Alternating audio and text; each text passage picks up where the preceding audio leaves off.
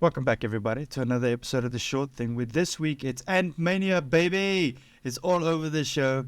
They want us to go watch it. We're gonna go watch it. But first, we have to look at what came before because this is the MCU and there's 3,000 entries. So you have to do a little bit of a recap. I, for one, was very happy we went back to this. Ant-Man, thoughts, feelings? Ant-Man, the original one, the one that came in phase one, but just after Avengers, that little appendix. As I said, I enjoyed it a lot more than I thought I was going to enjoy it. It was actually a nice little palate cleanser to all the other MCU going on, all the lasers, you know, you know, great. This is very grounded. Mm. My opinion has definitely softened on this. I didn't care much for it when it came out, and I do still have like a few criticisms. But yeah, this was a lot of fun going back to it. Paul Rudd, what a treat! I'm not gonna lie. Paul Rudd is a comedic genius, I think. But Michael Pena, though, his little Mexican friend, steals the show in this. It really does. He pretty fun, pretty hilarious. But I also like his sidekick. I don't know what the guy's name is. The one that cries out. It's the World Cup gypsies. Oh yeah, the ethnic white person. But yeah. And I was also like a hoot and a half. Um, I must say I did enjoy Paul Rudd. He actually takes the very camp topic of Ant-Man, because that's a lot of camp just in the name, just in the premise. He's a guy that can like shrink really tiny and he has ant friends. That is a ridiculous like premise, and having to like deal with that as a character and take it seriously, I think that is kind of quite the feat. Like making it work is quite the feat. I give points to everybody in charge, everybody involved, because making the idea of he's a little guy and he has ant friends, making that fit into the Marvel Cinematic Universe, yo, that's actually a tall order. Um, But nicely done if you look back at it, because I feel like today, obviously, we know Ant-Man because he's used to explain a lot of the science that comes in. Like he did a lot of the groundwork for what happens in Endgame, and obviously a lot of what happened in the first movie is going to come back now with Quantum Realm and the second one, obviously. So a lot of that groundwork's been laid, and he's good for that. He's definitely, you use the word palate cleanser, and it's definitely what it's meant to be. I think just in the beginning we were all riding so high on Avengers when Ant-Man came. We were like, "Ooh, this is a step back, isn't it?" But it's not. It's really not. Look, just off the top, before we really get into it, we're not going to go into the makings of and where the special effects is. Ant-Man, I'm sure, has been talked. We're not going to come up with any groundbreaking theories about the movie or anything like that. We're plainly just going to talk where we are, what this character is, what he means for the MCU, and looking back at a more grounded MCU, how much fun it is. Because this is what I like about Ant-Man, is that he doesn't have any weapons in his suit. It's just a guy, and he has to use his wits and his quick thinking and his insane parkour skills to save the day. And we don't get that anymore at all. and even like in the first phase, he stood out because he's let's call him Avenger, but he's the first character, the first Avenger we got that has been to prison, which is already like a far ways That's off to true. like the white knightness of Captain America, you know. Um, so the first Avenger we got that was a thief. That was his like main thing, and then also interestingly, the first Avenger with a kid as his motivation, not a dad, not a love interest, but you know his daughter, and that does make him like, even though he's a criminal, he's very endearing because of that. And that is actually an interesting like setup for the first phase of the Marvel Cinematic Universe. Like after Taika Waititi got involved, maybe you know what could that what could that guy do with it, all this stuff. But back in the day when this came out, and you know, the large chunk of the MCU was Iron Man, um, you know, representation wise, I think this was actually like very interesting to do so early on, you know. it's really interesting looking back at it and seeing its place in all this. And as I said, even a palate cleanser now, just watching this movie amidst all this laser space beams is kind of what I wanted. Just a little bit more grounded story. And I didn't think I was going to get it. And let me tell you that, but I'm glad I did. That was a lot. So it's true though. It's definitely, you make an interesting point. It is a little bit offbeat in the, because they're all soldiers and they're all, we've been fighting for the right thing all along, except maybe for Hulk, but he has his own thing going. But it's, yeah, definitely the first one that's like Hawkeye. We now know had children back then, but it wasn't used as like motivation. It was part of his arc or anything. That's really interesting. Actually, I didn't think about that. It's true though.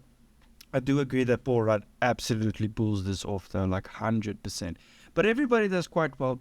It is mostly saved by the fact that the movie is very light and everyone's very lighthearted and everyone is very likable. Like even his family, where generally it's the stepdad is also horrible and everyone hates him, but there's none of that. You like him just as much. He's a good guy.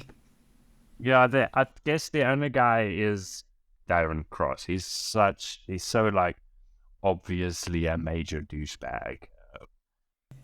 Yeah, they do spoon feed you a little bit of his evil too much. I don't mind Darren. I obviously don't like him or anything like that, but I think he's a very good villain. I think he's up there with the best of them, definitely. And it's characteristic of like the Phase 1 villains. They're all like these major douchebags, Loki might be the most interesting one because it's all tricksy and is he good and is he evil?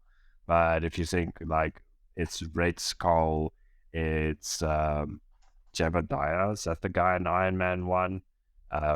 Yeah. Absolute knob of a person. Yes, exactly. What a knob. What a douchebag. And that was like all throughout the first phase. The semi-likable villain Loki was standing, only started getting phase 3. We only got villains that were like, I wanted to see more of that. Maybe not. That's definitely true. They were a little bit archetypical in the beginning, but I think it worked. Yeah, no, it does a good job.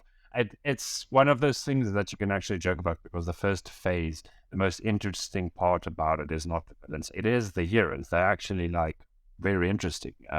They stand on their own for the most part, there's still some growing pains. And then I think that's what made Ant-Man like, as you said, Paul Rudd does an amazing job. He has a very endearing character that he adds to this.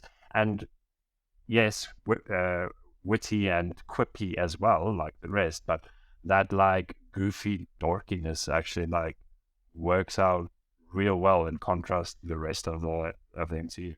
And you couldn't even like properly tell it was an MCU movie, really. They do that Paul Rudd gives that line where he's like, isn't this a job for the Avengers? And we have Falcon because getting Robert Downey Jr. to do a cameo costs a lot of money. Too much money. Too much money. So we get the Falcon, and there's an A on the ceiling of the compound. That's how you know. Yeah, and it's all connected, guys, which blew our minds back then. That's just a little Easter egg, but it stands out like a sore thumb now if you watch this movie because it is, as I said, it's almost entirely enjoyable as a standalone movie, except for those two. Like, oh, remember this is the MCU. Yeah, you make a very good point. When it happened, when you said that, I was actually like, oh, yeah, right. This does fit into that. That's why we're here, because of this overarching thing.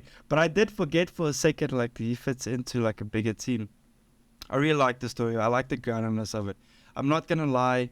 The ants still take some getting a little bit used to. That whole idea is cool, but as soon as you see him interacting with the ants, and either he is small or they're big, it's just, I don't know. Something about it is just, you're not going to sell any toys based off that, man. Does it creep you out, or is it weird cringe? Thing. Not necessarily, but it's also not necessarily cringy. It's just, I don't know. There's just something to it that I don't quite like. Just don't know. There's just something to it. But there's with like lots of things in this movie because I also feel like there and the yellow jacket suit in itself is still one of the coolest MCU suits on offering, hands down. That thing looks dope. It sounds cool. I also like the fact that the MCU do this thing where they enhance someone's voice when they're in a suit, and I think it's very like Iron Man there and has a bit of it, and it's just menacing, man. The first when he puts the suit on for the first time, it's also maybe so cool because you don't spend a lot of time with him in the suit. Like you don't see that thing in action like a lot. It's literally just at the end. But that initial introduction when he like puts the suit on and he gets up in that helicopter, it does look like, oh shit, bro, what you gonna do now? This is now you don't have the upper hand anymore. Yeah, and it does work for the climax. And they didn't skybeam it, which is so great. In fact, they threw Thomas the Train Engine. They Delightful. they did go the exact no sky beam. You're right. The Yeah. scale of it, what I didn't appreciate the first time is just the general coolness of the idea that although he's small, the stakes are still world ending. Like it's all happening on like a Lego playset or whatever, but the stakes are still extremely high. I think that's a cool. I think that's very cool. Yeah. It's very well done, and they don't lean on it. I think that what's because I didn't recognize the first. The first time I was like, this doesn't matter. It's super small. That doesn't matter. But if you think about it, like the stakes are insane, and it makes for some very cool action. The action sequences in this as well, especially the fight between him, all through the train sequence, all of that. They mix in a little bit of camp and funny, but it still looks fucking dope when he's all parkouring, dodging those laser beams. It's just mint. Even I would say, even like the heist elements, where he at the start he like MacGyver's the safe open. What a fun scene! And when they go in with the ants and the electric ants short circuit the things. That entire like heist sequence is also a lot of fun. And I did like remark this when Ant-Man came out, that I think superhero movies are much more interesting if you take superhero and you blend it with another genre, like comedy or heist or romance or whatever. Spy thriller. Spy thriller. Yeah, Captain America Civil War, that had like that spy thriller like vibe to it. Or even Winter Soldier, which is just a spy thriller, by any like definition, really. I think superheroes work best when you kind of like jam different genres together. Maybe Spider-Man is the exception because Spider-Man is just Spider-Man. It's just Spider-Man. I don't know. Maybe I'm wrong about that. No, I definitely get where you're coming from, and it does. When you said it, I was like, yeah, that makes a lot of sense. Spider-Man, like Batman, lives in his own little thing where they just have to be what they already are for us to really care. Yeah. Spider-Man is arguably maybe the most like easily digestible superhero. Like you can that concept you can just lay it out to anyone in a single sentence, never touched a comic book before, seen a movie, and they'll just instantly get that he was bitten by a radioactive spider. Now he can climb on walls and swing webs and he's super fast and he's strong, and people are like, oh yeah, and that makes sense. But with like some of these other heroes like Ant-Man, there's like real science to it, and I'm not saying you have to be smart to understand it. I'm just saying that it's a lot. Like a child can easily digest Spider-Man and see himself swinging around more than you will, necessarily daydream about shrinking, fucking around with ants. Like parts of Ant-Man is obvious, and like as a kid, I think you grasp it, the idea that you can get smaller, you can get bigger. The tank engine getting super big, and the tank engine. Yeah, Thomas the Tank Engine. And the tank. What is it with it? But anyway, conspiracy. Yeah, both just suddenly getting big. As a kid, I think you could like get that. But even like the artistic way they had to imagine the subatomic realm when they showed that the first time is actually, when I watched it, I was like, this is actually pretty trippy for how heisty this movie has been. It's been so like grounded this whole time. And suddenly they have to like take this artistic direction to visualize the quantum realm. Maybe that's the sky beam of this Marvel movie. Oh, definitely. When you said that feels right. The sky beam Mm, is him floating around in those triangles, falling into one another. Still cool though. very Definitely cool. cool. Quite a turn though. You're absolutely correct. It does turn from being like this funny heist game movie to now we're dealing with relativity and theories and science, man. Yeah, and maybe on an interstellar level, because his wife is lost in the quantum realm, and you get out of the quantum realm when a loved one cries out to you. You know, that's how that resolved. You know, that part resolved. That is how Uh, that resolved. He figured it out after hearing his. They also, they also for a movie that's supposed to explain everything, don't like they do omit some things, but I think it's fine. They don't really explain how his little discs work, or why separating the BIM particles would suddenly work. And I think it's fine. It doesn't have to work. I do have one question though. Maybe you can help me with this. If that if the BIM particles decrease the size between atoms while at the same time increasing density and strength, because that's what they say, then how can he carry that tank around on his keychain? Because if a tank is pretty fucking dense already, and if you increase that density, doesn't it become like insanely heavy? oh, it should. It should really. I don't get mad at them for the science because they could have said magic. I would have been fine The if they said facts. everybody was wizards, but they can only affect the size of things.